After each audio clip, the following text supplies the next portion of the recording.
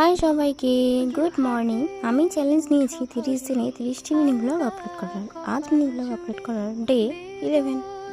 প্রতিদিনের মতন আজকে সকালবেলা উঠে দেখলাম যে কয়টা ফুল ফুটেছে। খুব সুন্দর লাগছিল ছোটো গাছের ফুলগুলো। তারপরে দেখলাম জেঠুদের এই লেবু গাছটাতে অনেকগুলো লেবু হয়েছে।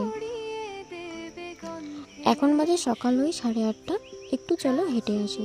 আজকের না সুন্দর ওয়েদার ছিল, জানো তো। দেখো, খুব মেঘলা মেঘলাও না, আর রৌদ্রও ছিল না। খুব সুন্দর আজকে একটা পরিবেশ ছিল।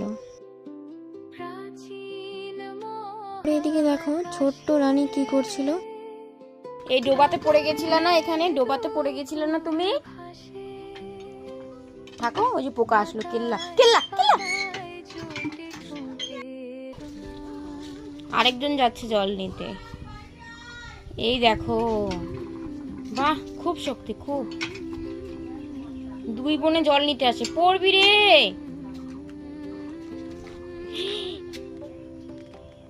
এই উঠানে দাঁড়িয়েছিলাম, তারপরে গাছ থেকে একটা সুন্দর আম পড়লো। তো সেই আমটা এখন কুড়িয়ে নিয়ে আমি আজ খাবো আম। মানে গাছ পাকা আম খেতে তো ভীষণ ভালো লাগে। তারপরে মা বলল, করলা গাছে কয়টা করলা হয়েছে দেখতো একটু। তো আমি দেখলাম যে গাছে তো বেশি বড় হয়নি করলাগুলো, কিন্তু ছোট ছোট অনেকগুলো করলা হয়েছে।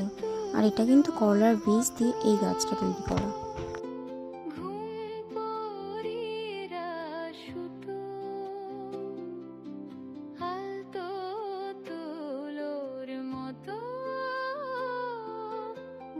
তারপরে চলে আসলাম আমাদের এখানকার বাজারে বসে না 5G নেটওয়ার্ক পায়।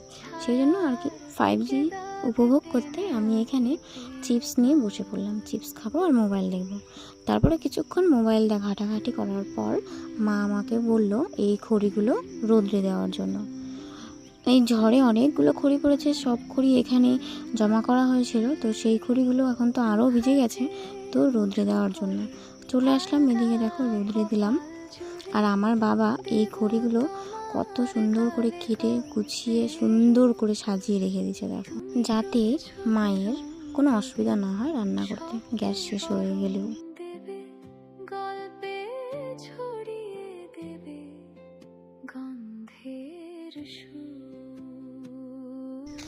তুই কি করলি? এটা মাটি খুঁড়ে খুঁড়ে কি করলি?